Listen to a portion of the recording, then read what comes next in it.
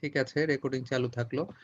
তো এই হচ্ছে কথা, আমাদের গতকাল যা পড়েছো সেটার একটা ভিজুয়াল হচ্ছে ফিগার, এটা ওর সঙ্গে অ্যাড করে দেবে। লাইফ সাইকেলের আর একটা ব্যাপার আছে যে তোমাকে যদি প্রশ্ন করা হয় যে নেমাটোডের সঙ্গে অন্যান্য প্রাণীর পার্থক্য কি, সেক্ষেত্রে দেখো এখানে লেখা আছে এক্স থেকে জীবনের শুরু অনেক অনেক জীবেরই ক্ষেত্রে হয়, কিন্তু এর এর ক্ষেত্রে ডিমের মধ্যেই পূর্ণতা পায়, ডিমের খোলসের মধ্যে থাকতেই ম্যাচিউর হয়ে যায়। তোমরা লাইফ সাইকেলে খেয়াল করে দেখেছো যে লেভেল ওয়ান প্রায় স্থির অবস্থায় ডিমের খোলসের মধ্যে থাকে, কিন্তু যখন সে ডিমের ডিমের খোলস থেকে লেভেল 2 তে বের হয়ে আসছে, তখনই কিন্তু সে খাবার খাওয়া শুরু করে দিচ্ছে। ঠিক আছে, লেভেল 2 থেকেই তার খাবার খাওয়া শুরু, এবং এটা অনেক সময় পর্যন্ত বিদ্যমান থাকে। এই জন্য এটা বলা হচ্ছে যে এগের মধ্যেই হচ্ছে এর ডিমের মধ্যে এটি ম্যাচিউর হয়ে যায়। অন্য প্রাণীর সঙ্গে এটি হচ্ছে এটার পার্থক্য।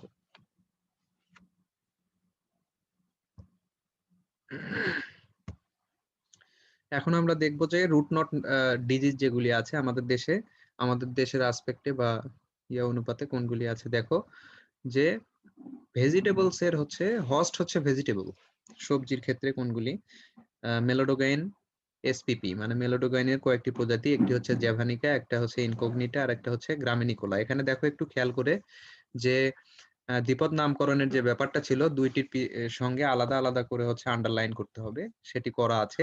স্যার আর হ্যাঁ বলো। স্যার ভার্মি ফর্মটা কি স্যার? ভার্মিফর্ম হচ্ছে কেঁচো আকৃতি, কেঁচোর মতো যে আকার আকৃতি সেটি হচ্ছে ভার্মিফর্ম, বা কৃমির মতো আকৃতি। ভার্মিফর্ম হচ্ছে নেমাটোডের যে আকৃতি সেটি ভার্মিফর্ম, বুঝেছো?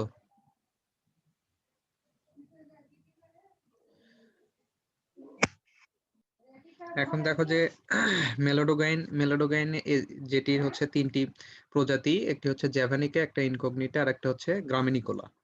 তো এটি নিয়ে আমরা আলোচনা করেছিলাম। এখানে যে বিষয়টা আলোচ্য বিষয়, তোমরা খেয়াল করে দেখো যেখানে সায়েন্টিফিক নেম, বোটানিক্যাল নেম গুলি লেখা আছে, সেখানে দেখো প্রথমে লেখা আছে মেলোডোগাইন এসপিপি। এসপিপি তে বোঝায় হচ্ছে স্পিসিস। আমরা জানি যে জেনাস এবং স্পিসিসের নিচে আলাদা করে দাগ দিতে হয়।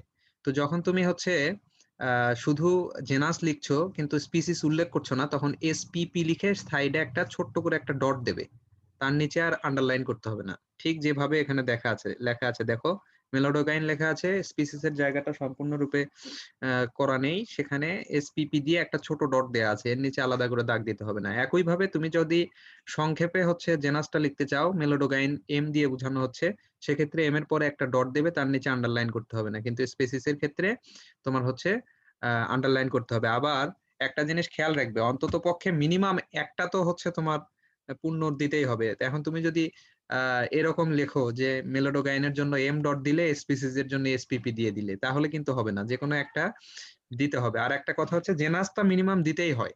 তো জেনাস কখন তুমি এম লিখতে পারবে বা প্রথম অক্ষর দিয়ে নির্ধারণ করবে, যখন একবার হচ্ছে সেটি লেখা হয়েছে। যেমন দেখো উপরে মেলোডোগাইন জ্যাভানিকা লেখা আছে, পরবর্তীতে বোঝাই যাচ্ছে এম বলতে মেলোডোগাইন, কিন্তু যদি উপরে মেলোডোগাইন জ্যাভানিকা দেয়া না থাকতো, সেক্ষেত্রে তুমি সরাসরি এম জ্যাভানিকা লিখতে পারতে না।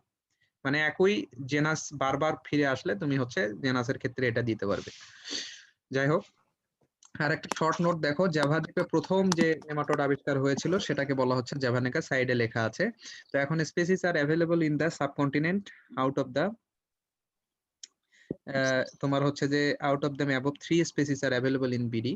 এখানে আমাদের যে সাবকন্টিনেন্ট আছে, আমাদের যে উপমহাদেশ, এই উপমহাদেশে এই 3টি প্রজাতি পাওয়া যায়। আর একটা হচ্ছে আর একটা প্রজাতির কথা বলেছিলাম আমরা, তোমাদের মনে আছে কিনা, অ্যাঙ্গুইনা ট্রেটিসি। তো এই মোট 4টা তোমরা নাম শিখলে, নাম জানলে এবং বোটানিক্যাল নেম সম্পর্কে জানলে, এগুলির ক্ষতির ধরনও মোটামুটি দেখেছো। তো এইগুলি মনে রাখবে, অনেক সময় নেমাটোডের হচ্ছে নাম উল্লেখ করে লিখতে বলে যে কয়েকটা নেমাটোডের নাম বলো, তখন এগুলি হচ্ছে তোমার বোটানিক্যাল নাম, জেনেরিক নাম, যেটি বলো যে জেনেটিক নাম, এগুলি হচ্ছে লিখে দিবে। আচ্ছা, আর বাংলাদেশে এই সাবকন্টিনেন্ট, আমাদের সাবকন্টিনেন্ট অর্থাৎ আমাদের সাবকন্টিনেন্ট মানে হচ্ছে ভারত, পাকিস্তান, বাংলাদেশ, এই 3টি দেশে তোমার হচ্ছে এই এই প্রজাতিগুলো পাওয়া যায়। জেনারেলি মেলোডোগাইন জেভানিকা হচ্ছে ইনভেটস ভেজিটেবল, এটা হচ্ছে ভেজিটেবল গুলোকে বেশি আক্রমণ করে, স্পেশালি যেগুলো সোলানিসি গোত্রের, হ্যাঁ, কিছু তোমার হচ্ছে কিউকারবিট যেগুলি আছে এগুলিকে। হ্যাঁ, আর হচ্ছে মেলোডোগাইন ইনকগনিটা দেখো, এগুলো হচ্ছে মোস্ট অফ দা ফাইবার যেগুলো ক্রপ আছে আঁশ জাতীয় সেগুলিতে আক্রমণ করে বেশি, ইনক্লুডিং হচ্ছে এর সঙ্গে ফাইবার ক্রপের সঙ্গে আরো থাকে হচ্ছে হুইট, পার্টলি, কিছু কিছু ক্ষেত্রে পার্টলি হুইটেও আক্রমণ করে। আর হচ্ছে মেলাডোগাইন গ্রামিনিকোলা যেটি, এটি হচ্ছে তোমার predominantly causes infection on glass family, ঘাসের যে হচ্ছে ফ্যামিলি আছে। ঘাস ফ্যামিলি মানে কি? ঘাস হচ্ছে যে ঘাস ফ্যামিলির মধ্যে তোমার আমরা ধান, তারপর গম, ভুট্টা, এগুলির গাছগুলো ঘাসের মধ্যে ধরা হয়। আর এটার হচ্ছে যে ফ্যামিলি, এটাকে গ্রামিনী ফ্যামিলি বলা হয়। এই জন্য এর এর সঙ্গে নাম রেখে বলা হয়েছে গ্রামিনিকোলা। কিন্তু গ্রামিনী যে ফ্যামিলিটি আছে স্যার, এটি বলা হয়েছে স্যার পোয়েসি। ধান, গম এইগুলা তো স্যার ক্রপস। হ্যাঁ, এগুলো ক্রপস ফ্যামিলি। যেটা ফ্যামিলি বুঝো, একটা ফ্যামিলির মধ্যে সব তোমার হচ্ছে ঘাস, আহ, যেগুলো ঘাস জাতীয় কিছু হচ্ছে যে তোমার উদ্ভিদ আছে, সেগুলিকে বলা হয়েছে ঘাস। কোনটা কোনটা জানো কি? ঘাসের মধ্যে পড়ে বিভিন্ন ঘাস, যেগুলো তোমরা হচ্ছে দূর্বা ঘাস, তারপর কার্পেট ঘাস, তারপরে আরো কিছু ঘাস আছে। এগুলির সাথে ঘাস হচ্ছে ধান, গম, ভুট্টা। হ্যাঁ, তারপর হচ্ছে তোমার বাঁশ, যেটা ব্যাম্বো, এটাও কিন্তু এক স্যার প্রকার জি ঘাস। স্যার, সেটা তো ঘাস, সেটা তো জানি, কিন্তু আমরা অ্যাগ্রোনমিতে এখন পড়ছিলাম যে এগুলো হ্যাঁ, তো স্যার ক্রপ। এখন তুমি জানো যে এটা ক্রপ। এখন ওইগুলি ঘাস থেকে কিভাবে ক্রপ হয়ে গেল? ঘাস থেকে ক্রপ হলো এই কারণে, যেহেতু এরা তোমাদেরকে খাবার সংগ্রহ করছে, সরবরাহ করছে, ঠিক আছে? যেহেতু এখান থেকে তুমি খাবার পাও, যে ঘাস থেকে খাবার পাবে সেটাই ক্রপ হবে। এখন যদি কোনো একটা গাছ, ধরো কথার কথা, তুমি ধান রোপণ করেছো, ধান হচ্ছে চাষ করেছো, কিন্তু সেখান থেকে তুমি কোনো ধান পেলে না, সেখান থেকে ধান আসলো না, তাহলে এই গাছটার আর কোনো কাজে লাগবে? না। ওই গাছটা তখন ঘাস। কিন্তু যখন এটি হচ্ছে তোমার তোমাদের হচ্ছে ফসল প্রদান করবে, তখন এটি হচ্ছে ক্রপ। কিন্তু এখন বলতে পারো যে কেন এটাকে ঘাস বলা হচ্ছে? তাহলে যে ফ্যামিলি গ্রামিনী, পূর্ববর্তী নাম হচ্ছে গ্রামিনী এবং পরবর্তী নাম হচ্ছে পোয়েসি, এখানে দেখো ব্র্যাকেটের মধ্যে লেখা আছে, এই ফ্যামিলির মধ্যে যতগুলি উদ্ভিদ রয়েছে সবগুলি হচ্ছে ঘাস। গ্রামিনী গোত্রের যতগুলি উদ্ভিদ আছে সবগুলি ঘাস জাতীয় উদ্ভিদ। সেটা ক্রোপও হতে পারে, অথবা উইড হতে পারে, অথবা জেনারেল হচ্ছে তোমার অর্নামেন্টাল গ্রাস হতে পারে। ক্লিয়ার হয়েছে? জি স্যার। হ্যাঁ, গ্রামিনী গোত্রের সবগুলি হচ্ছে ঘাস। আচ্ছা, এখন দেখো কোনগুলিতে বলা হচ্ছে স্পেশালি রাইস, হুইট, কর্ন, হ্যাঁ, তারপর হচ্ছে মিলেট, তারপর ফক্সটেইল মিলেট, এইগুলি। তারপর truly they affect below ground parts of the host plant. তারা সাধারণত আহ, সবচেয়ে বেশিরভাগ বা বেশি সময় আক্রমণ করে হচ্ছে তোমার হলো বিলো গ্রাউন্ড, একদম মাটির নিচে। তো বিলো গ্রাউন্ড সিমটম কিছু আছে। দেখো যে নেমাটোড আক্রমণ করলে যে বিলো গ্রাউন্ড, ইওলিং, এটা প্রথম বিলো গ্রাউন্ড এবং অ্যাবভ গ্রাউন্ড দুটি আছে। অ্যাবভ গ্রাউন্ডটা দেখো, yellowing of the leaves specially from the younger থেকে হচ্ছে হলুদ হয়ে যাওয়া শুরু করে।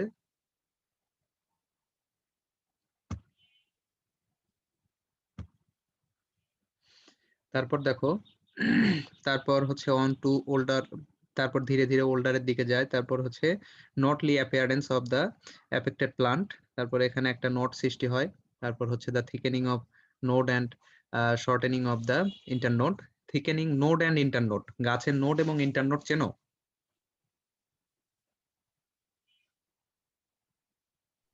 না স্যার। আচ্ছা, তোমরা তো আখ জি স্যার। খেয়েছো, আখ, আখ বা বাঁশ, এটা দেখলে বুঝতে পারবে। গিট আছে না বাঁশের মধ্যে? একটু পর জি পর গিট স্যার। আছে। এই গিট যেটা, যে জায়গাটায় হ্যাঁ। গিট হয়, এই জায়গাটার নাম হচ্ছে নোড। যে জায়গাটা গিট, এটার নাম হচ্ছে নোড। দুটার তাহলে মাঝখানে গ্যাপটাকে একটা গিট ইন্টারনোড থেকে বলে। আরেকটা গিট পর্যন্ত যে অংশ, এটাকে বলা হয় ইন্টারনোড। তো বলছে যে এই গিটটা কি হবে, ফুলে যাবে, নোডটা ফুলে যাবে, আর ইন্টারনোডটা হচ্ছে শর্ট হয়ে যাবে নেমাটোডের আক্রমণে। বুঝেছো? প্লান্ট প্যারাসাইটিক নেমাটোড আক্রমণ করলে ফলে গাছ হচ্ছে ছোট হয়ে যাবে। যদি ইন্টারনোড কমে যায় তাহলে তো গাছ ছোট হয়ে যাবে, ডোয়ার্ফিং। এই দেখো 4 নম্বরে বলছে যে ডোয়ার্ফিং, এবং স্টান্টিং গ্রোথ। ডোয়ার্ফিং খাটো হয়ে যাওয়া এবং গ্রোথ কমে যাওয়া। তারপর development of less flowers and fruits, কম কম পরিমাণে ফ্লাওয়ার এবং ফ্রুট উৎপন্ন হবে। As a result disease drastically reduced, একদম ধ্বংসাত্মকভাবে হচ্ছে এর ইল্ড কমে যাবে। এটা হচ্ছে অ্যাবভ গ্রাউন্ড, বাইরের যেটা উপরের অংশ, এটা দেখে বুঝতে পারবে। বিলো গ্রাউন্ড যে সিম্পটম গুলো আছে মাটির নিচে, সেগুলো দেখো। Root system is affected severely. Root সিস্টেমটা বেশিরভাগ ভাবে মেইন তো এটা আক্রমণ করে হচ্ছে রুটে, এই জন্য রোগের নামে হচ্ছে রুট নট রোগ। তো এখন দেখো specially lateral roots affected the, তোমার হচ্ছে যে ইনক্লুডিং ফডার রুটস। আচ্ছা, ল্যাটেরাল রুট কি তোমরা জানো কি? ল্যাটেরাল রুট কি?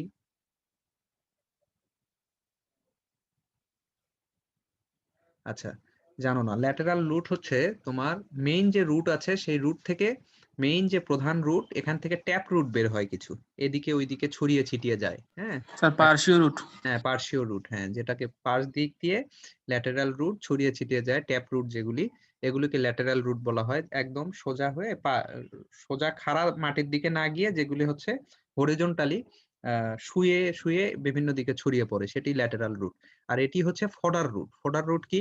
Feeder root. এটি হচ্ছে যে কি করে তোমার বিভিন্ন, তোমার হলো যে মাটির কণিকা থেকে পানি এবং পুষ্টি গ্রহণ করে, এই জন্য এগুলিকে বলা হয় ফিডার রুট। ফিডার রুটস আর ডিভাইটালাইজড, এগুলো বিকৃত হয়ে যায়, তারপর ডিস্ট্রয়েড হয়ে যায় ইমিডিয়েটলি আফটার দ্য ইনভেশন হওয়ার সাথে সাথে। হ্যাঁ, আক্রমণ করার সাথে সাথে এগুলো হচ্ছে বিকৃত হয় এবং হচ্ছে তোমার ধ্বংস হয়ে যায়, ধ্বংসাত্মক ভাবে ক্ষতিগ্রস্ত হয়, যেহেতু এগুলো খুব চিকন এবং ছোট। ইয়ং টু ম্যাচিউর এক্স হায়ালিন কালার্ড, তারপর হচ্ছে ব্রাউন, ডিপ ব্রাউন, তারপর হচ্ছে রেডিশ ব্রাউন, হ্যাঁ, তারপর রেড, ফাইনালি ব্ল্যাক। ধীরে ধীরে এগুলো প্রথমে এদের যে ম্যাচিউর এগ থেকে, ইয়ং থেকে ম্যাচিউর এগ, অর্থাৎ ছোট অবস্থায় প্রথমে থাকে স্বচ্ছ, সেখান থেকে কিছুটা কালার হয়, সেটা ব্রাউন কালার, হালকা ব্রাউন কালার হয়, তারপর ডিপ ব্রাউন হয়, তারপর রেডিশ ব্রাউন হয়, তারপর রেড কালার হয়, ফাইনালি কালো কালার হয়ে যায়। হয়ে গিয়ে কি হয় তোমার mustard seed like development, affected feeder roots. তোমার হচ্ছে ডিমটা ডিমটা হচ্ছে তোমরা ওখানে দেখতে পাবে, অর্থাৎ নেমাটোডের যে ডিম, এটা তোমরা ওখানে দেখতে পাবে কিভাবে প্রথমে থাকবে স্বচ্ছ, সেটা ধীরে ধীরে পরবর্তী অংশে গিয়ে একটু হালকা ব্রাউন হবে, ব্রাউন থেকে তারপর ডিপ ব্রাউন হবে, ডিপ ব্রাউন থেকে রেডিশ ব্রাউন, সেখান থেকে রেড কালার এবং ফাইনালি ব্ল্যাক কালার। সরিষার যে কালো কালো দানা আছে সেই রকম দানার মতো অনেকগুলি দানা দেখতে পাবে রুটে। এগুলো হচ্ছে বিলো গ্রাউন্ড সিমটম। ঠিক আছে,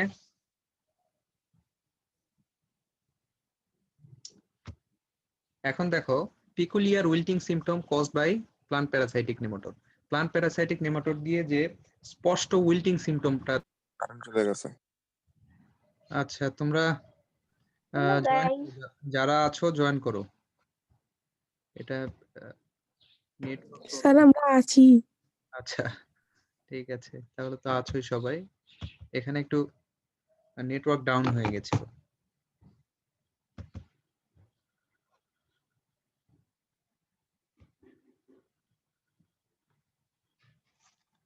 এরকম সমস্যা হতে পারে, ক্লাসের মধ্যে যদি মিস হয়ে যায় তাহলে চিন্তার কোনো কারণ নাই, কারেন্ট গেলেও অসুবিধা নাই, আমি আবার নতুন করে ক্লাস হচ্ছে শুরু করব।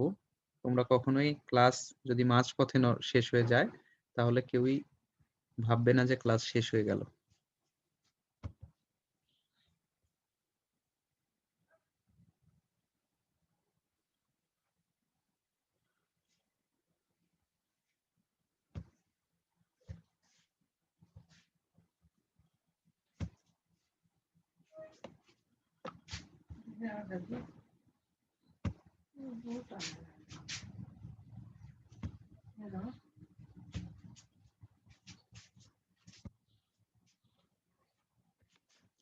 এখন দেখো যে পিকুলিয়ার উইল্টিং সিস্টেম, উইল্টিং নিয়ে আমি তোমাদের সঙ্গে কথা বলেছিলাম যে উইল্টিং হলে কি হয়, যে গাছ মূলত পানিবিহীন, মানে তোমার হচ্ছে যে পানি যদি সংগ্রহ করতে না পারে, গাছে যদি পানি কম হয়, শুকিয়ে যায় এবং গাছ নেতিয়ে পড়ে যায়, এইরকম একটা সিমটমকে বলা হয় উইল্টিং। এখন দেখো যে উইল্টিং কি কারণে হবে, কখন plants are wilted during the day time, যখন day time specially from 12 PM to 4 PM, এখানে ঠিক দুপুর 12টা থেকে 4টার যে সময়, এই সময়ে গাছ হচ্ছে তোমার একদম শুকিয়ে যাবে, দেখে মনে হবে যে গাছ নিস্তেজ হয়ে যাচ্ছে, কোনো রকম পানি নেই, এরকম অবস্থা। As a result time plant হচ্ছে remain alive, that is fresh in nature. এখন এখন এই রেস্ট টাইম, এছাড়া বাকি যে সময়টা থাকলো এই অংশ ছাড়া, সে সময় এটা একদম ফ্রেশ এবং হচ্ছে খুব ভালো দেখা যাবে, তখন আর এটাকে উইল্টিং মনে হবে না।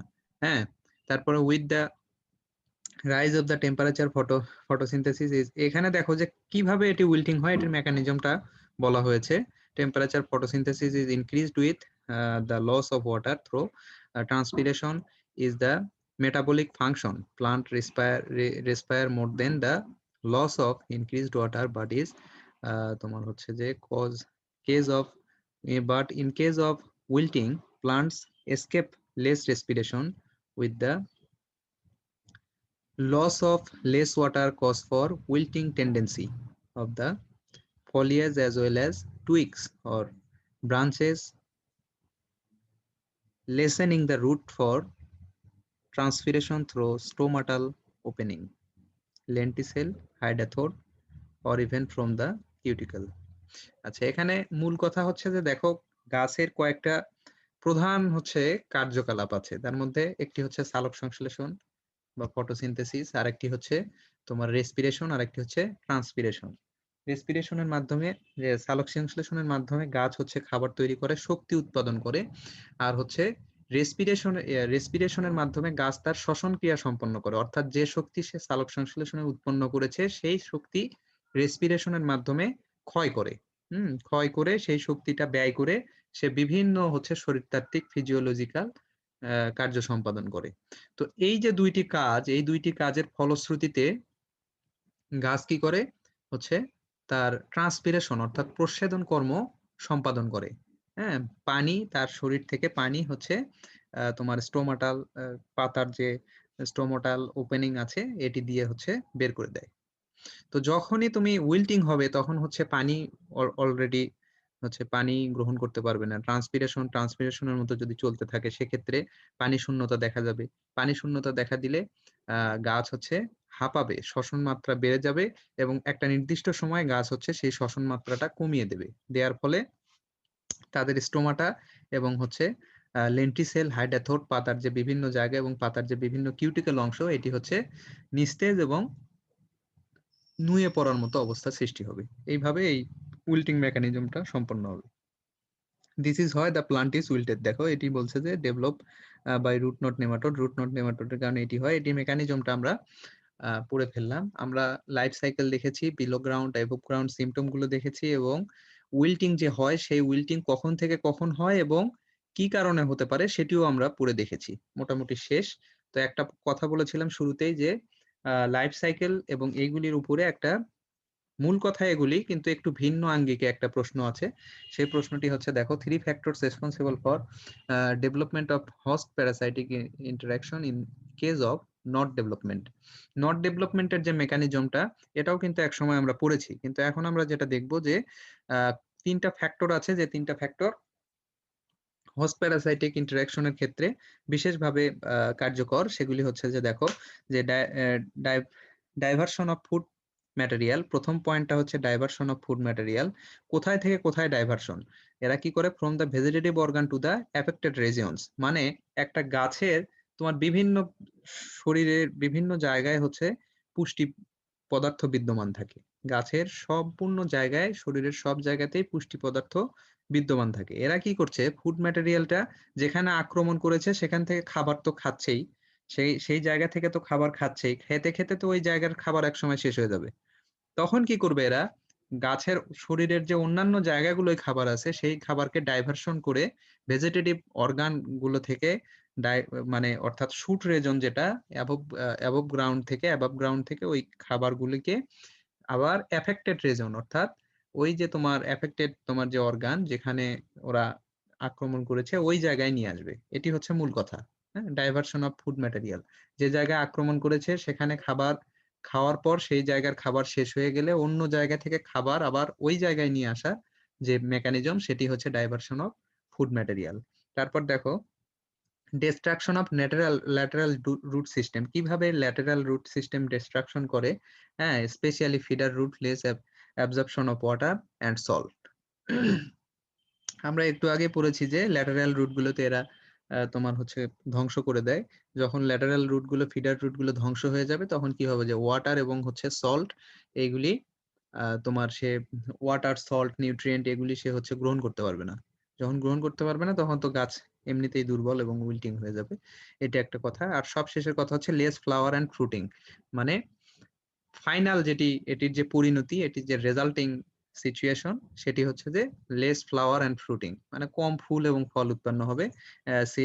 Fruiting setting of A few flowers as well as fruit cause of less supply of nutrient to affected ones. এখন মনে করো যে এই কারণে কি হবে, যেহেতু তোমার এরা হচ্ছে শরীরের যে স্টোরড ফুড, এই স্টোরড ফুড গুলোকে খেয়ে ফেলবে। তারপর তোমার হলো সেখান থেকে স্টোরড ফুড নেওয়ার পর অন্যান্য জায়গা যেখান থেকে সে খাবার সংগ্রহ করছে গাছ, সেই জায়গাতেও আক্রমণ করে পানি, তারপর লবণ, নিউট্রিয়েন্ট এগুলিকে তোমার হচ্ছে উত্তোলন করতে বাধা প্রদান করবে। তখন কি হবে যে এই নিউট্রিয়েন্ট ঘাটতির কারণে গাছ ফুল এমনকি ফল কোনো কিছুই ভালোভাবে সেটিং করতে পারবে না, ভালো সেট করতে পারবে না, এবং যে কারণে তোমার লেস ফ্লাওয়ার অ্যান্ড ফ্রুটিং হবে আর কি। তো এগুলির একটা এরা বর্ণনা দিয়ে রেখেছে, দেখো এই যে এগুলি লেখা আছে, লেখাগুলোর অবস্থা খুবই ভয়াবহ, ভয়াবহ খারাপ, বোঝা খুব মুশকিল। তারপরও তোমরা এটা আমি দিয়ে দিব, যে কথাগুলো বলেছি সেই কথাগুলোই এখানে লেখা আছে, মূল কথা আমি দিয়ে দিব, তোমরা লিখে নিও। 3টা পার্টের 3টা পয়েন্ট।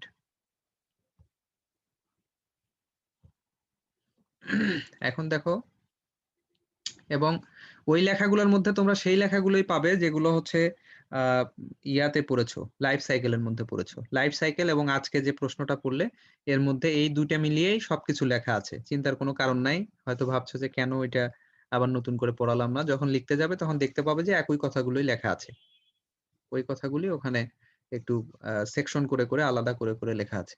তো এখন দেখো আরেকটা প্রশ্ন আছে তোমাদের, প্যারাসাইটিক হচ্ছে ফেনোরোগ্যামিক প্লান্ট প্যারাসাইট বা প্যারাসাইটিক ফ্লাওয়ার প্লান্টস। ফেনোরোগ্যাম কি? ফেনোরোগ্যামিক মানে হচ্ছে যেগুলি হচ্ছে তোমার ফুল উৎপাদন করতে পারে, ফুল উৎপন্ন হতে পারে যে সকল গাছে, তাদেরকে বলা হয় ফেনোরোগ্যামিক। তো এখানে দেখো সেটির আবার এরা একটু লিখেছে যে ফেনোরোগ্যামিক মিন্স সিডেড প্লান্টস, যেগুলির হচ্ছে সিড উৎপন্ন হয়। সিড উৎপন্ন হতে গেলে ফুল উৎপন্ন হতে হবে, দেখো মিন্স সিড প্রোডিউসিং প্লান্টস, আর প্লান্টস দ্যাট প্রোডিউস সিড সবগুলিকে বলা হচ্ছে phanerogamic. May also can produce flower, ফুল উৎপন্ন করতে পারে, সিড উৎপন্ন করতে পারে, সেগুলোকে বলা হয় ফেনোরোগ্যামিক প্লান্ট। তো এখন প্লান্ট যে ফুল উৎপাদনকারী বা এবং সিড উৎপন্নকারী, এই প্লান্ট গুলোকে হচ্ছে তোমার যেগুলি হচ্ছে গাছে পরজীবী হিসেবে থাকে, যেমন স্বর্ণলতা, তারপর তোমার হচ্ছে যে আরেকটি হয় তোমার লরান্থাস। লরান্থাস সাধারণত আম গাছে দেখা যায়, তোমরা খেয়াল করবে যে বয়স্ক, যেগুলো অনেক বেশি বয়স্ক আম গাছ আছে, অনেক পুরাতন, এগুলোতে দেখবে যে মোটা মোটা ডালের উপরে ছোট্ট একটা গাছ হয়েছে, সেখানে ছোট ছোট ছোট ছোট কিছু ফল হয়, সবুজ লাল ধরনের, সাথে সুন্দর কিছু ফুল হয়, এগুলিকে বলা হয় লরান্থাস। তো এখন দেখো এই এই হচ্ছে মোটামুটি দুইটি নিয়ে তোমাদের আলোচনা করা হয়েছে এখানে। তো প্যারাসাইট হচ্ছে on the basis of place of nutrition uptake, nutrition আপটেকের উপর ভিত্তি করে প্যারাসাইট হচ্ছে যে দুই রকম, কোথায় থেকে এরা নিউট্রিশন নিচ্ছে এটির উপর ভিত্তি করে প্যারাসাইট দুই রকম। এই দুইটির ধরন হচ্ছে স্টেম প্যারাসাইট আর হচ্ছে রুট প্যারাসাইট। যদি কাণ্ড থেকে গ্রহণ করে, যদি কাণ্ড থেকে খাবার গ্রহণ করে প্যারাসাইট, তাহলে সেটি হচ্ছে স্টেম প্যারাসাইট, আর হচ্ছে রুট থেকে যদি খাবার গ্রহণ করে তাহলে সেটি হচ্ছে রুট প্যারাসাইট। এখানে সেভাবে সংজ্ঞা দেওয়া নাই, সংজ্ঞাটা হবে যে the parasite which uptake nutrient from stem stem of plant, stem of host plant is called stem parasite। আর হচ্ছে the phelonogamic plant parasite who is uptake nutrition from root of host plant is called root parasite। আচ্ছা, তারপরে দেখো such is divided into two types, এগুলি আবার দুই ধরনের হয়, কি কি? হলো প্যারাসাইট আর হচ্ছে সেমি প্যারাসাইট। হলো মানে টোটাল, এখানে লেখাই আছে, আর সেমি মানে হচ্ছে পার্শিয়াল। এখন দেখো সম্পূর্ণ যেগুলি হচ্ছে যে যারা সম্পূর্ণরূপে হোস্ট সেলের উপর নির্ভরশীল তারা হচ্ছে হলো প্যারাসাইট, যারা সম্পূর্ণরূপে নির্ভরশীল নয় তারা হচ্ছে সেমি প্যারাসাইট। এটার সংজ্ঞা দেওয়া আছে। হলো parasite they are entirely dependent on host for their nutrition for complete their life cycle are termed as hollow parasite। তাদের লাইফ সাইকেল কমপ্লিট করার জন্য তোমার সম্পূর্ণরূপেই তারা হচ্ছে কার উপর নির্ভরশীল? সম্পূর্ণরূপেই হচ্ছে তোমার হোস্ট প্লান্টের উপর নির্ভরশীল। যেমন এখানে উদাহরণ দেওয়া আছে ক্যাসকাটা। ক্যাসকাটা বা ডডার, যেটাকে আমরা বলি স্বর্ণলতা, হলুদ হলুদ স্বর্ণলতা দেখবে গাছের উপরে বিস্তার করে। এখন কথা তোমরা বলতে পারো, এখানে প্রশ্ন থাকতে পারে কেন ক্যাসকাটা হচ্ছে সম্পূর্ণরূপে নির্ভরশীল হচ্ছে গাছের উপরে, এবং অন্য প্যারাসাইট কেন নয় সেটা আমরা পরে বলছি। ক্যাসকাটা এই কারণে বা স্বর্ণলতা এই কারণে সম্পূর্ণরূপে গাছের উপর নির্ভরশীল, কারণ এদের কালার হচ্ছে হলুদ। এরা সালোক সংশ্লেষণ করতে পারে না, নিজের খাবার নিজে তৈরি করতে পারে না, সবুজ কোনো অর্গান নাই, ক্লোরোফিল নাই, খাবার তৈরি করতে পারে না, বিধায় সম্পূর্ণ পুষ্টি এরা হচ্ছে গাছ থেকে গ্রহণ করে। এখন দেখো সেমি প্যারাসাইট কারা, they are partially dependent on their host for their nutrient to complete their life cycle are termed as semi parasite. যেমন হচ্ছে লরান্থাস, লরান্থাসের কথা আমি বলেছি যে লরান্থাস হচ্ছে তোমার গাছে থাকে, দেখবে যে বড় একটা আম গাছের মধ্যে একটা ছোট্ট কিছু একটা ছোট একটা ডাল বের হয়ে এসেছে, যেখান থেকে আম গাছের পাতা নয় অন্যরকম কিছু একটু পাতা বের হয়েছে, সেই পাতাগুলো কিন্তু আবার সবুজ সবুজ পাতা ফুল হয় এবং তাতে ছোট ছোট ফলও হয়। যেহেতু এদের হচ্ছে তোমার পাতা রয়েছে, সবুজ পাতা রয়েছে, সবুজ অংশ রয়েছে, ফটোপিগমেন্ট রয়েছে, ক্লোরোফিল রয়েছে, এই জন্য এরা কিছু সালোক সংশ্লেষণ করতে পারে। কিন্তু তোমার সালোক সংশ্লেষণটা নিজেরাই করতে পারে মোটামুটি, কিন্তু যেগুলি হচ্ছে তোমার পুষ্টি উপাদান যেটি গ্রহণ করার, অর্থাৎ তোমার র ম্যাটেরিয়াল যেগুলি পানি, তারপর হচ্ছে সল্ট, নিউট্রিয়েন্ট, এগুলি গাছ থেকে গ্রহণ করে নিজেদের খাবার মোটামুটি নিজেরা তৈরি করে, অনেক সময় সরাসরি পুষ্টিও গ্রহণ করে শুষে নেয়, সেটি হচ্ছে লরান্থাস এসপিপি। তো মোটামুটি তোমাদের নেমাটোড এবং প্লান্ট প্যারাসাইটিক যে তোমার ফেনোরোগামিক প্লান্ট প্যারাসাইট এটি শেষ, এই কোর্সটা কমপ্লিট। আজকে যেগুলি পড়েছো এগুলি সবগুলি আমি দিয়ে দিব তোমাদের। আর আগামীকাল হয়তো আমি ব্যাকটেরিওলজির যেগুলি বাকি অংশ আছে, আগামীকাল বলতে আগামী ক্লাসে সেগুলি নিয়ে আলোচনা করব তোমাদের সাথে ইনশাল্লাহ। তো মোটামুটি পড়ালেখার কি অবস্থা তোমাদের?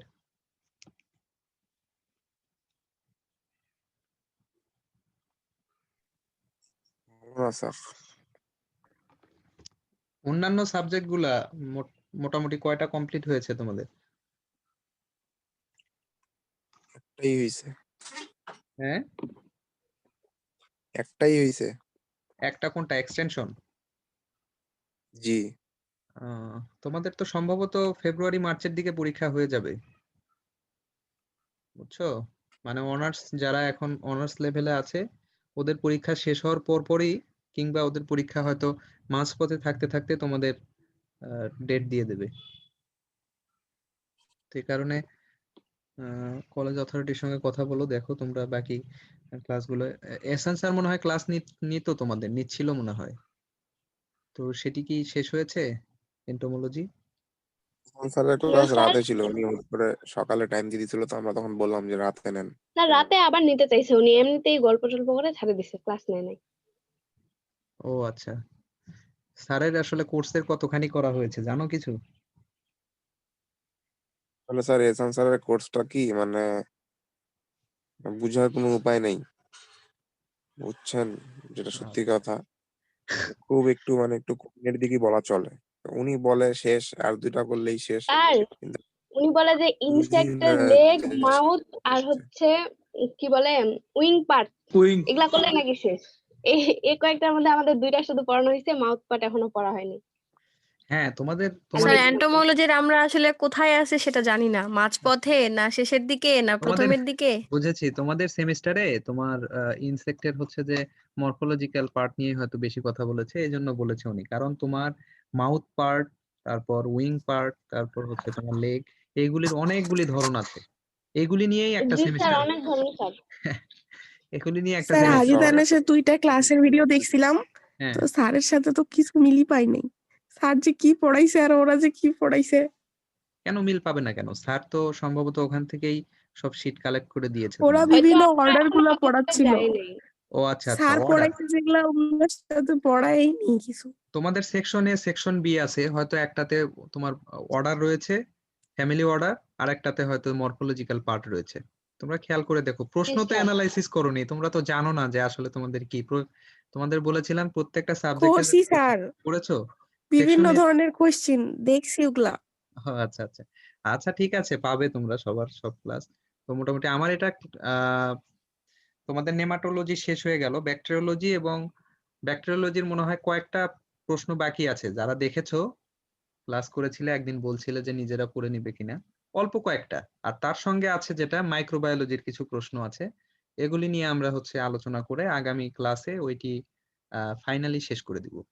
তাহলে আমাদের দুইটা পার্ট টোটাল ক্লোজ হবে, একটা হচ্ছে নেমাটোলজি আর একটা ব্যাকটেরিওলজি। তারপর আমরা যাব হচ্ছে ফাঙ্গাসে। ঠিক আছে, ফাঙ্গাস শেষ হয়ে গেলে ভাইরোলজি। ভাইরোলজিতে বেশি প্রশ্ন থাকে না, কিন্তু ভাইরোলজির প্রশ্ন কম হলেও খুবই জটিল প্রশ্ন, মনে রাখতে কষ্ট হয়। স্যার প্যাথোলজি যেমন আমরা বুঝতে পারতেছি যে ব্যাকটেরিওলজি একটা পার্ট, নেমাটোলজি একটা পার্ট, এরকম কোনো কিছু আমরা এন্টোমোলজিতে বুঝতেছি না, এটাই হচ্ছে সমস্যা। আচ্ছা আচ্ছা, ক্লাস হলে বুঝতে পারবে, বুঝছো? ক্লাস হবে তোমাদের এখন। স্যার আহ, এমন হ্যাঁ এমন বলো কথা স্যার, বলো। মানে স্যার নামগুলা শব্দগুলা স্যার এমন এমন আর কি আনকমন, বুঝার কোনো উপায় নেই।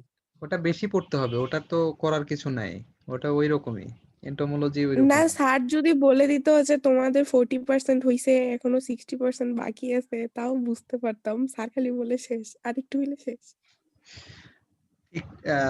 60% না, আমরা যেন 50% হোপলেস বললে। না হয়ে যায়, এই জন্য হ্যাঁ স্যার হ্যাঁ বলতেছে হ্যাঁ যে হ্যাঁ শেষ শেষ। হ্যাঁ হ্যাঁ হ্যাঁ, তোমাদেরকে হচ্ছে আহ, কি বলে যে অ্যাক্টিভ রাখছে, সেলফ কনফিডেন্ট রাখার চেষ্টা এগুলো করছে। আর খুব কষ্ট আছে। ঠিক আছে, সমস্যা নাই, আমি যত দ্রুত সম্ভব তোমাদের এই কোর্সটা কমপ্লিট করে দেব। ক্যাম্পাসটা খোলার সম্ভাবনা তো খুবই। তোমাদের ক্যাম্পাস খুলবে কিনা জানি না, তবে এইটুকু প্রিপারেশন নিয়ে রাখো, ফেব্রুয়ারি মার্চে তোমাদের পরীক্ষা হবে।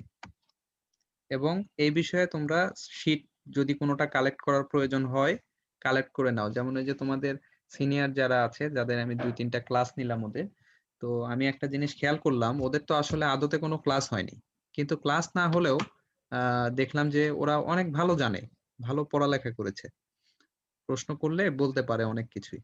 তো তাতে বোঝা যাচ্ছে যে ওরা শীট আসলে গুছিয়ে নিয়েছে, ওরা অনেক সিনিয়র। তো তোমাদের, তোমরা যেমন হচ্ছে সেকেন্ড ইয়ার, ওরা ফোর্থ ইয়ার, ওরা বুঝতে পেরেছে যে পড়তে হলে শীট গুছিয়ে নিয়ে নিজেই পড়তে হবে।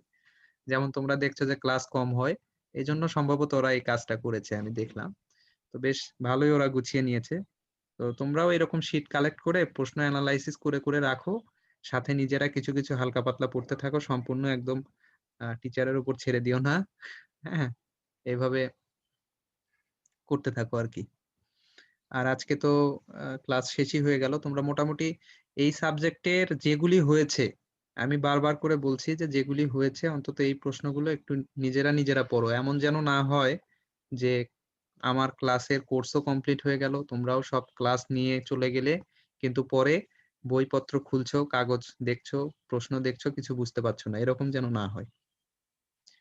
আর তোমাদের এই কোর্স কমপ্লিট হওয়ার পর আমি আমার পার্সোনাল একটা কাজে আটকে যাব, আসলে তোমাদেরকে পরবর্তীতে আমি হয়তো খুব কম সময় দিতে পারবো, যে কারণে আমি খুব দ্রুত তোমাদের কোর্সটা শেষ করছি। তোমাদেরও তাই, ওই যে তোমাদের সিনিয়র যারা ভাইরা আছে, ওদের ওদের ক্ষেত্রেও ওই একই কাজ করছি। ওদেরও খুব, ওদের তো আরো সময় নেই, ওদের মনে হয় 10 তারিখে পরীক্ষা। সিনিয়র হবে, সিনিয়রদেরও কি ক্লাস নিচ্ছেন? হ্যাঁ হ্যাঁ, ওদের ক্লাস নিচ্ছি, ওদের ক্লাস নিচ্ছি। 3টা ক্লাস হলো, 3টা মনে হয় হয়েছে ওদের। ওদের কিছু ক্লাস মনে হয় তোমাদের নূর স্যার করিয়েছিলেন। জি স্যার, নূর হ্যাঁ স্যার থাকলে তো কোনো সমস্যাই হইতো না। হ্যাঁ, সেটাই তো কথা, নূর স্যার থাকলে সমস্যা হতো না। এখন কি করবে, কেউ তো মনে করো এভাবে পড়ে থাকে না, বুঝুনি? ভালো অপরচুনিটি পেলে সে জি স্যার, সেদিকে চলে ওটাই আর যাবে। কি। এখন হ্যাঁ এখানে এখানে তো ততটাও ভালো কোনো সিচুয়েশন নেই স্যার, এই জন্যই আসলে সমস্যাটা। হ্যাঁ, আমাকেও কোনো সেটাই। স্টুডেন্ট অপরচুনিটি বলেন, স্যার টিচার বলেন, সবারই same অবস্থা। তোটাও বলতেছো কিছুই নেই। যাই হোক, এই এই এই অবস্থাতে এখন তোমরা, তোমাদের একটা কথাই বলবো, যে যেহেতু এখানে ভর্তি হয়েছো, ডিগ্রিটাই মেইন, ডিগ্রি নাও, সার্টিফিকেট গ্রহণ করো, করে তোমরা যার যার কাজে, নিজেদের কাজে ভালো কিছু করো ভবিষ্যৎ জীবনে ইনশাল্লাহ। আর আজকের এগুলো দিয়ে দিবনি, সব লিখে ফেলবে। তোমাদের পরীক্ষা কবে নেব বলো তো, কবে পরীক্ষা দেবে?